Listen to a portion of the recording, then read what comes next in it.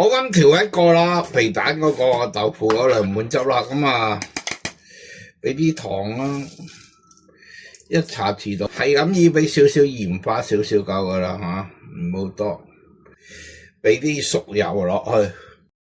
好，咁啊燒熱啲油啦，俾少熱油落去，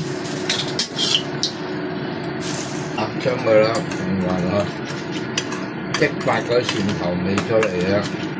呢度啦有蒜頭啦，有小薑蓉啦，有蒜蓉薑蓉啦，亦都啦有小米辣，俾啲生抽落去啊，噴醋2湯匙，俾少少麻油落去，將佢拌勻佢先。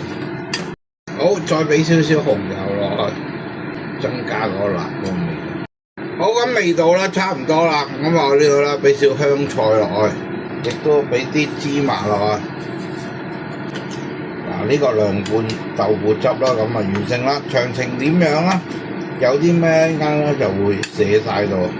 好，咁做呢個皮蛋豆腐啦，真係超簡單啊！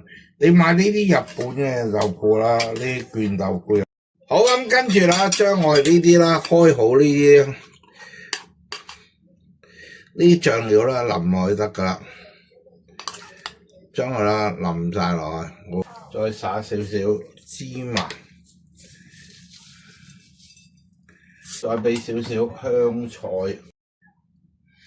好，俾多少少啦呢個香菜落去。如果食得辣嘅，整多少少紅油落去，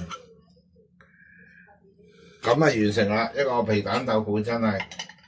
係咪好簡單易做？喺呢個記住得嗰句啦，我教煮做得到，你都會做得到，仲會做得好過添。下次星期教室再同大家見面，拜拜。